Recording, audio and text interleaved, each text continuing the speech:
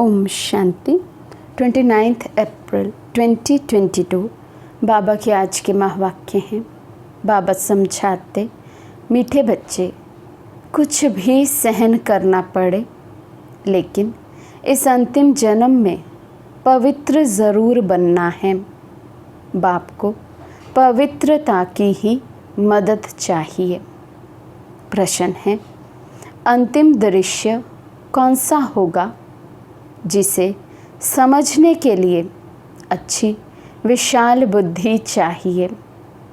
बाबा समझाते, अंतिम दृश्य सबके वापस जाने का है। कहा जाता है, राम गयो रावण गयो। बाकी सृष्टि की सफाई करने वाले, नई दुनिया की तैयारी करने वाले थोड़े बचेंगे। हम भी जाएंगे, फिर जहाँ जीत वहाँ जन्म होगा। भारत में ही जीत होगी, बाकी सब खल्लास हो जाएंगे। राजाएं आदि जो धनवान होंगे वे बचेंगे। जिनके पास हमारा जन्म होगा, फिर हम सृष्टि के मालिक बनेंगे। ये समझने के लिए विशाल बुद्धि चाहिए। गीत है, नैनहीन को राह दिखाओ प्रभु। ओम शांति। बच्चों ने गीत सुना, कहते हैं, हे प्रभु, हम अंधे हैं, दर दर पग पग ठोकरें खाते रहते हैं। अपने को आपे ही कहते हैं कि हम अंधे की औलाद अंधे हैं। हे प्रभु आओ। गुरुओं के दर, मंदिरों के दर पर, नदियों के दर पर धक्के खाते रहते हैं। अर्थ तो नहीं जानते कि हमारा वे बाप है। प्रभु को भी अनेक नाम दे दिए हैं।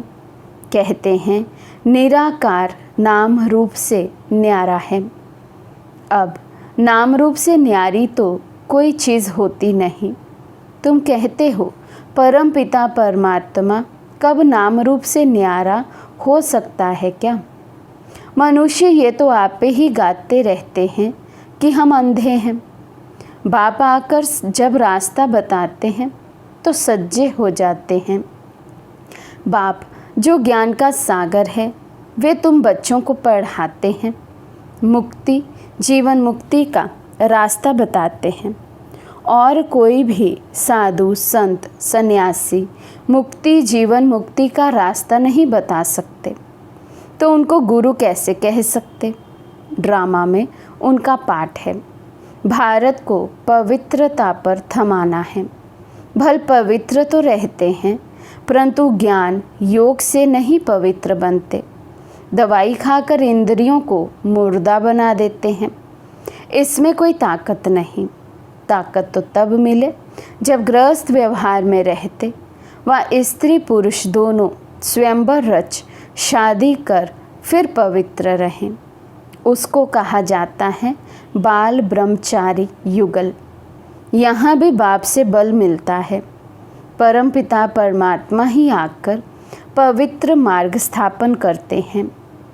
सतयुग में देवी देवता पवित्र प्रवृत्ति मार्ग वाले थे। उनको पवित्र रहते भी बच्चे थे।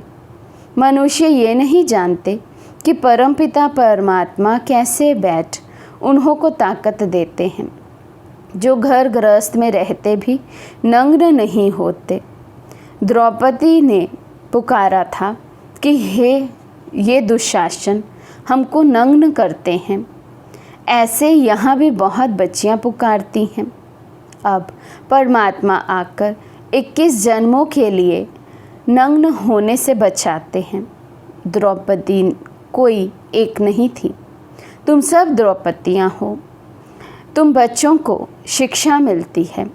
भल पति तुम्हें मारे पीटे, परंतु तुमको सहन करना है, क्योंकि पवित्र होने बिगर तुम पवित्र दुनिया के मालिक तो बन नहीं सकती। कल्प कल्प तुम माताएं ही शिव शक्तियाँ बनी हो। जगत अम्बा सरस्वती की शेर पर सवारी दिखाते हैं। ये भी महिमा तुम्हारी है। ये है ही पतित दुनिया अथवा आसुरी दुनिया।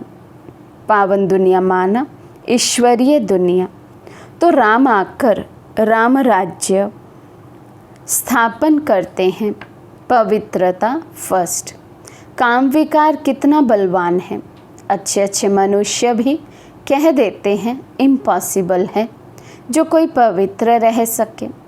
अरे सतयुग में देवी देवताएं संपूर्ण निर्विकारी थे। तुम महिमा गाते हो, आप सर्वगुण संपन्न हो, हम नीच पापी हैं, तो उनको बनाने वाला कोई तो होगा ना। बाप ने संगम युग पर आकर के सतयुग की स्थापना की है। बाप ही आकर आसुरी दुनिया को दैवी दुनिया बनाते हैं। लोग तो पतित का अर्थ भी नहीं समझते। अरे तुम पुकारते हो कि हम सब पतित हैं। हे पतित पावन आओ। भारत पवित्र था तो डबल सिरताज था। अब तुम हर एक की बायोग्राफी को भी जानते हो।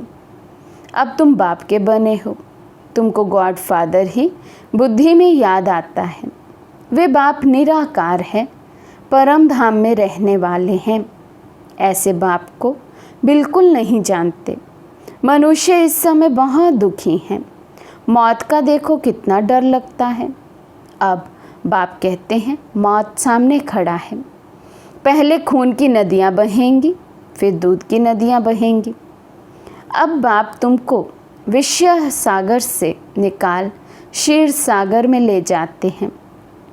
लक्ष्मी नारायण क्षीर सागर सतयुग में है। यहाँ तो दूध पीने के लिए भी नहीं मिलता, पाउडर मिलता है। सतयुग में कोई चीज़ की कमी नहीं रहती। बरोबर भारत पहले स्वर्ग था, अभी नर्क है। एक दो को डसते रहते हैं। शक्ल भी मनुष्य की है, परंतु चलन गंदी है। एक दो में लड़ते झगड़ते रहते हैं। है ही पाप आत्माओं की दुनिया, तो सदाचारी कहाँ से आए। कोई ने दान पुण्य किया तो सदाचारी हो गया क्या। अभी तो सब रावण की मत पर हैं। देवताएं कितने पवित्र सुखी थे। राम राज्य और रावण राज्य किसको कहा जाता है ये भी भारतवासी नहीं जानते। राम राज्य चाहते हैं, परंतु वे कौन स्थापन करते हैं ये नहीं जानते। इस समय मनुष्य को तो जो पैसा दो तो उससे पाप ही करते हैं, क्योंकि है ही पाप आत्माओं की दुनिया। अब तुमको चलना है बाप की मत पर। तुम समझते हो हम तो बाप से वर्षा लेंगे ही, लेकिन ये अंतिम जन्म पवित्र बनो। 63 जन्म तुम विकार में गए हो। अब एक जन्म पवित्रता की मदद करो तो पवित्र रहना पड़ेगा। कृष्ण गोरा था, फिर कामचिता पर बैठने से अब श्याम बने हैं। फिर ज्ञानचिता पर बैठने से गोरा स्वर्ग का मालिक बनते हैं। तुम ही देवता थे, अब असुर बन गए हो। ये चक्र है। पूज्य सो फिर पुजारी, सन्यासी कह देते हैं आत्मा सो परमात्मा। रात दिन का फर्क हो गया। ड्रामानुसार सबको गिरना ही है। अब तुमको गुरुओं का गुरु, पतियों का पति, बेहद का बाप मिला है, तो उनकी श्रीमत पर चलना है। परमपिता परमात्मा को तो मानते हो ना। शिव जयंती भी मनाते हैं, परंतु समझते नहीं। तो शिव बाबा ने क्या आकर किया, कैसे किया। सोमनाथ का इतना बड़ा मंदिर बनाया है, ज़रूर भारत में ही आए हैं। कैसे आया, क्या किया, कुछ भी बता नहीं सकते। ये भी परंपरा से चला आता है। गंगा का मेला, कुंभ का मेला कहते हैं, परंपरा से चला आता है। ये सब उल्टा बताते हैं। क्या सतयुग से ही दुनिया पतित थी। जो कुछ बताते हैं अर्थ कुछ भी नहीं समझते। इसको भक्ति मार्ग कहा जाता है। क्राइस्ट आया, फिर कब आएगा कोई को पता ही नहीं है। प्रदर्शनी में तुम हजारों को समझाते हो, फिर भी कोटों में कोई निकलता है। अभी तुम बेहद के बाप से बेहद का वर्षा पाते हो। तुम जानते हो अभी दुनिया बदल रही है। तुम कहते हो कि हम सन्यासियों को भी पवित्र रहकर दिखाएंगे। आगे चलकर वे लोग भी मानेंगे कि इन्हों को शिक्षा देने वाला परम पिता परमात्मा है। तुम सिर्फ ये सिद्ध कर बताओ कि बाप सर्वव्यापी नहीं है। गीता श्री कृष्ण ने नहीं गाई है तो उनकी एकदम आबरू चट हो जाए। ये सब पिछाड़ी में होगा। तुम बच्चे अभी समझते हो परम पिता परमात्मा हमारा बाप है। पहले सूक्ष्म वतन में ब्रह्मा विष्णु शंकर ये रचना रचते हैं। ब्रह्मा है प्रजापिता। ब्रह्मा ही ब्राह्मण पैदा करते हैं। ब्राह्मण वर्ण है सबसे ऊंचा। शिव बाबा के मुख वंशावली ब्राह्मण, वे हैं कुख वंशावली। बाप की श्रीमत पर चलने से तुम पावन बनने वाले हो। देहधारियों को भूल जाना है, मेहनत है ना। अभी नाटक पूरा होता है। जो भी एक्टर्स हैं सब चले जाएंगे, बाकी थोड़े रहेंगे। राम गयो रावण गयो, बाकी बचेंगे कौन? दोनों तरफ के थोड़े थोड़े ही बचेंगे, बाकी सब वापस चले जाएंगे। फिर मकान आदि बनाने वाले, सफाई करने वाले भी बचते हैं। समय चाहिए ना, हम भी चले जाएंगे। तुमको राजाई में जन्म मिलेगा, वो फिर सफाई करते हैं। बाबा ने कहा है जहाँ जीत वहाँ जन्म। भारत में ही जीत होगी, बाकी वे सब खल्लास हो जाएंगे। राजाएं आदि जो धनवान होंगे वे बचेंगे, जिनके पास तुम जन्म लेंगे। तो जहाँ जीत है वहाँ जन्म होगा, अर्थात जो आत्माएं योग बल से अपनी कर्म इंद्रियों पर विजय प्राप्त करेंगी, अपने विकारों पर विजय प्राप्त की होगी, योग बल से संपूर्ण बने होंगे, वही आत्माएं निमित्त बनेंगी देवी देवताओं को जन्म देने के। इसलिए कहा जाता है जहाँ जीत है वहाँ जन्म होगा। तो बाबा कहते सारी सृष्टि का फिर तुमको मालिक बनना है। ऐसे भी नहीं यहाँ का धन दौलत कोई तुमको वहाँ काम में आएगा। यहाँ की मिल्कियत तो वर्थ नॉट अ पेनी है। वहाँ सब कुछ नया बन जाएगा। हीरे जवाहरों की खानियाँ भरपूर हो जाएंगी। नहीं तो महल कहाँ से बनेंगे? कितनी बुद्धि चाहिए समझने की। तुम बच्चे डबल अहिंसक बनते हो। तुम जानते हो कि हम कोई भी हिंसा कर नहीं सकते। यहाँ तो डबल हिंसा है। सतयुग में हिंसा होती ही नहीं। उनको ही स्वर्ग कहा जाता है। बाप कहते हैं तुम समझते हो ना, ये ज्ञान साहूकारों के लिए मुश्किल है। बाबा है गरीब निवाज, शिव बाबा तो दाता है। ये मकान आदि भी सब तुम्हारे लिए ही है। विश्व का मालिक तुमको ही बनाता हूँ, तो फिर मैं नए मकान में क्यों बैठूं? ये बाबा कहे हम तो नहीं बैठेंगे। बाबा कहते हैं मैं नहीं बैठता तो तुम कैसे बैठेंगे? शिव बाबा कहते हैं मैं अभोगता असोचता हूँ।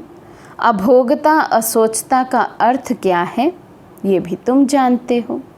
अच्छा, मीठे मीठे सिखे लदे बच्चों प्रति माता पिता बाप दादा का याद प्यार और गुड मॉर्निंग। रूहानी बाप की रूहानी बच्चों को नमस्ते।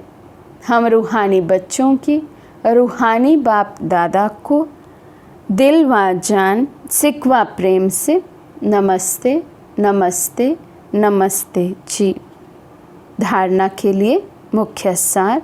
फर्स्ट पॉइंट, अब नाटक पूरा हो रहा है, वापस घर चलना है, इसलिए पावन ज़रूर बनना है। कोई भी देहधारी को याद नहीं करना है। सेकंड पॉइंट, बाप से बल लेकर इस अंतिम जन्म में स्त्री पुरुष साथ रहते भी पवित्र बनकर दिखाना है। बेहद का बाप मिला है तो उसकी श्रीमत पर ज़रूर चलना है। आज का वरदान है अपने देवताई संस्कारों को इमर्ज कर दिव्यता का अनुभव करने वाले व्यर्थ से इनोसेंट अविद्या स्वरूप भव। जब आप बच्चे अपने सत्युगी राज्य में थे तो व्यर्थ व माया से इनोसेंट थे, इसलिए देवताओं को सेंट व महान आत्मा कहते हैं। तो अपने वही संस्कार इमर्ज कर व्यर्थ के अविद्या स्वरूप बनो। समय, श्वास, बोल, कर्म सब में व्यर्थ की अविद्या अर्थात इनोसेंट। जब व्यर्थ की अविद्या होगी तब दिव्यता, स्वता और सहज अनुभव होगी। इसलिए ये नहीं सोचो कि पुरुषार्थ तो कर रहे हैं, लेकिन पुरुष बन इस रथ द्वारा कार्य कराओ। पुरुष अर्थात आत्मा बन, मालिक बन इस रथ द्वारा, इन कर्म इंद्रियों द्वारा मैं कर्म कराने वाली शक्ति हूँ। एक बार की गलती दोबारा रिपीट ना हो। स्लोगन है, रूहानी गुलाब वे हैं जो कांटों के बीच में रहते भी न्यारे और प्यारे रहते हैं। मातेश्वरी जी के अनमोल महावाक्य। कई मनुष्य प्रश्न पूछते हैं कि क्या सबूत है कि हम आत्मा हैं।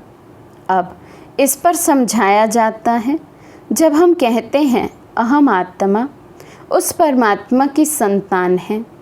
अब ये है अपने आप से पूछने की बात, हम जो सारा दिन मैं कहता रहता हूँ, वो कौन सी पावर है?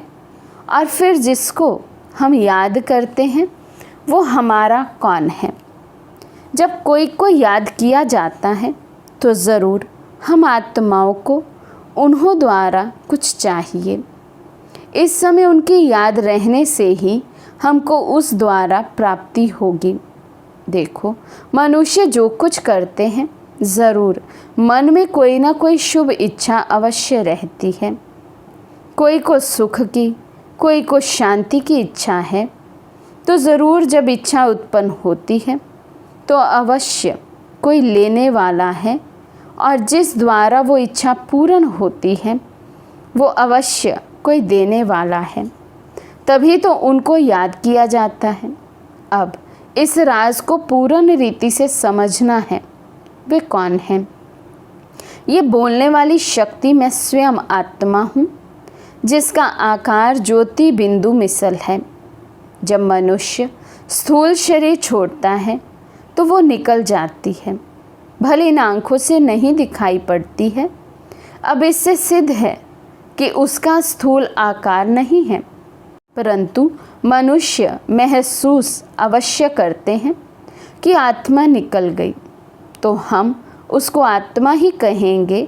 जो आत्मा ज्योति स्वरूप है, तो अवश्य उस आत्मा को पैदा करने वाला परमात्मा भी उसके ही रूप मुवाफिक होगा। जो जैसा होगा उनकी पैदाइश भी वैसी होगी। फिर हम आत्माएं उस परमात्मा को क्यों कहते हैं कि वो हम सर्व आत्माओं से परम है? क्योंकि उनके ऊपर कोई भी माया का लेप छेप नहीं है। बाकी हम आत्माओं के ऊपर माया का लेप छेप अवश्य लगता है, क्योंकि हम जन्म मरण के चक्र में आती हैं। अब ये है आत्मा और परमात्मा में फ़र्क। अच्छा, ओम शांति।